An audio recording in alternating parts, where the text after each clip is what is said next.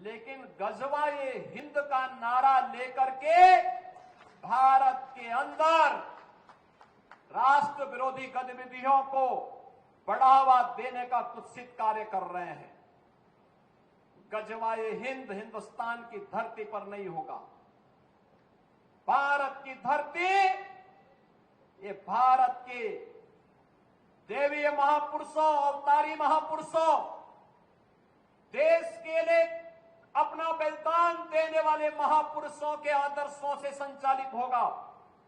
गजवाए हिंद की कल्पना करना भी और उसका सपना देखना भी जहन्नुम में जाने का टिकट का रास्ता पैदा कर देगा। अगर किसी को जहन्नुम में जाना हो तो गजवाए हिंद के नाम पर अराजकता पैदा करने का कुत्सित प्रयास करें। और छद्म रूप में जो लोग इस प्रकार की गतिविधियों में लिप्त हैं, वे भी कान खोल करके सुन लें। देर सवेर छांगुर जैसे हाल तो उनके भी होने ही हैं। आपने देखा होगा, यही है ये कालनेमियों का हाल। कैसे छद्म रूप से लोगों में भ्रम पैदा हो। जलालुद्दीन ने अपना उपनाम रख दिया था छांगुर बाबा, जिससे हिंदू भ्रम में रहे, समाज की आंखों में धूल झोंक लेगा। लेकिन पापी कितना भी अपने पाप को छुपाने का प्रयास करेगा, उसका पाप का समय तो पाप का घड़ा भरना ही भरना है। और पाप का घड़ा भरेगा, इस धरती माता उसको कभी बर्दाश्त नहीं कर पाएगी। और छांगुर जैसे दुष्कर्मियों और राष्ट्रद्रोही तत्वों के द्वारा छद्म रूप से यही कार्य बलरामपुर की धरती से करने का प्रयास हो रहा था। हमें सतर्क होना होगा। जो लोग हिंदुस्तान की धरती पर रह करके भारत विरोधी गतिविधियों में लिप्त हैं, हिंदू विरोधी गतिविधियों में लिप्त हैं, हमें ऐसे कालनेमियों से सतर्क रहना होगा। उन्हें सख्ती से जवाब देना होगा। स्थानीय प्रशासन और पुलिस को इसके प्रति सजग करना होगा और समय समय पर इनकी गतिविधियों के बारे में शासन को अवगत कराना होगा, जिससे समय रहते इनकी नाजायज गतिविधियों पर सरकार पूरी तरह नकेल कस सके। कुछ लोगों को शांति और विकास अच्छा नहीं लगता। लातों के भूत बातों से नहीं मानते। इनको लगता है जैसे सरकार अब भी इनके सामने झुक करके कार्य करेगी। सरकार का पहले दिन से, डबल इंजन की सरकार का पहले दिन से ही यह निर्णय है कि अपराध और अपराधियों के प्रति, गद्दारों और देशद्रोहियों के प्रति सरकार जीरो टॉलरेंस की नीति के तहत कार्य करेगी। हमारी संवेदना एक गरीब के लिए है, हमारी संवेदना नौजवान के लिए है, हमारी संवेदना बेटी और बहनों के लिए है, हमारी संवेदना अपने अन्नदाता किसानों के लिए है, हमारी संवेदना उन व्यापारियों और उद्यमियों के लिए है जो अपने यहां देश के विकास का खाका तैयार करते हैं और नौजवानों के लिए रोजगार और नौकरी की व्यवस्था करते हैं। हमारी संवेदना उस हर नागरिक के साथ है जो भारत को भारत माता के रूप में सम्मान देता है, भारत के महापुरुषों का सम्मान करता है, भारत की परंपरा और भारतीय संस्कृति के प्रति आदर का भाव रखता है।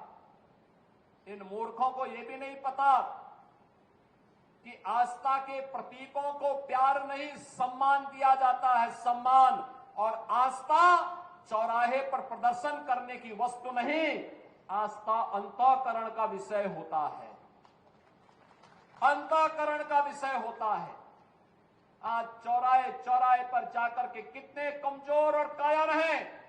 छोटे छोटे बच्चों को जिनके हाथों में कलम होनी चाहिए, जिनके हाथों में नोटबुक होनी चाहिए, जिनके हाथों में विज्ञान और गणित की पुस्तकें होनी चाहिए, उनके हाथों में आई लव मोहम्मद का पोस्टर देकर के, तख्तियां देकर के समाज में अराजकता पैदा करने का कार्य कुछ लोग कर रहे हैं।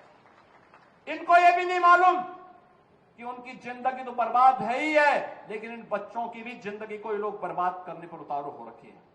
लेकिन सरकार इस प्रकार की अराजकता को कतई स्वीकार नहीं करेगी, कतई स्वीकार नहीं करेगी।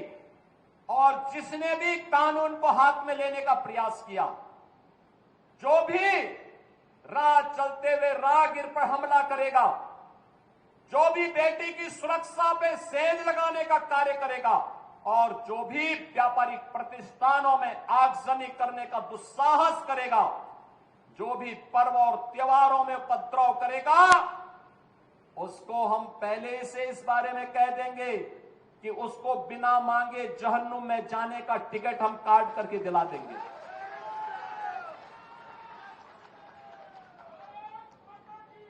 इतना पर्याप्त होगा उसके लिए। यह अराजकता स्वीकार्य नहीं। विकास में हर व्यक्ति की भागीदारी जब सुनिश्चित की गई है, गांव-गांव का विकास हो रहा है, कल्याणकारी योजनाओं में बिना भेदभाव के शासन की योजना का लाभ उपलब्ध करवाया जा रहा है, बिना भेदभाव के युवाओं को नौकरी और रोजगार उपलब्ध करवाया जा रहा है, तो फिर यह अराजकता कैसे? कुछ चंद लोगों को माहौल खराब करने की छूट नहीं देनी चाहिए। ये वही लोग हैं जिन्होंने उत्तर प्रदेश की भ्रष्ट सरकारों के साथ मिलकर के उत्तर प्रदेश के सामने पहचान का संकट खड़ा किया था। ये वही लोग हैं जिन्होंने उत्तर प्रदेश को बीमारू राज्य बना दिया था। ये वही लोग हैं जिन लोगों के दंगों के कारण प्रदेश में कोई निवेश नहीं आता था, कोई उद्योग नहीं लगता था, कोई विकास का कार्य नहीं हो पाता था। और आज पिछले 8.5 वर्ष के अंदर उनकी मंशा सफल नहीं हुई। अब नए नए तौर तरीके अपनाने का कार्य कर रहे हैं, लेकिन याद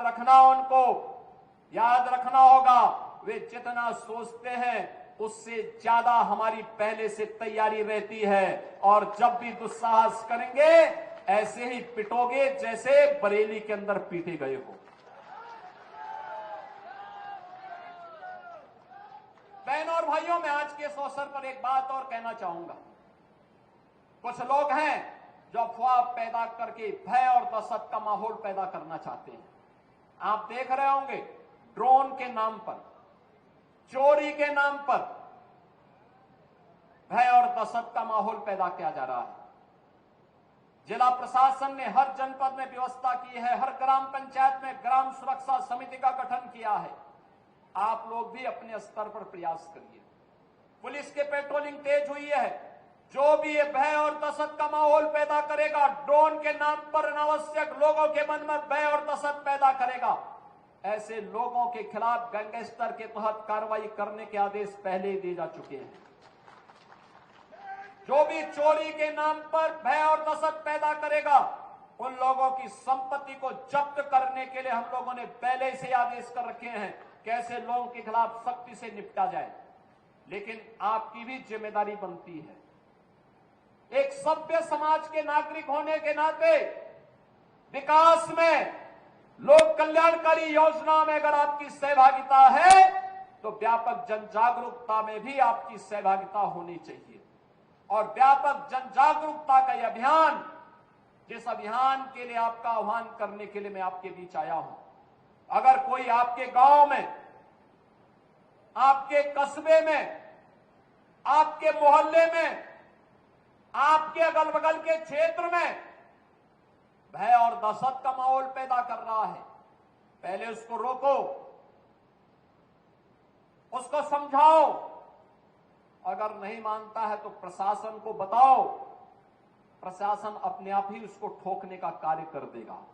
आपको उसमें चिंता करने की बात नहीं है। आप चुपचाप बताइए, बाकी का इलाज हम स्वयं कर लेंगे। हमें लव जिहाद और धर्मांतरण जैसी राष्ट्र विरोधी गतिविधियों के प्रति सतर्क रहना होगा। गौ तस्करी और गौ कसी करने वाले तत्वों के खिलाफ सतर्क रहना होगा। अगर कोई कहीं भूल से भी इस प्रकार की गतिविधियों में लिप्त है, उसकी सूचना ससमय आप पुलिस को और प्रशासन को उपलब्ध करवाइए। बाकी का इंतजाम हम स्वयं कर लेंगे। उनका क्या उपचार होना है, उपचार की व्यवस्था हम स्वयं कर लेंगे।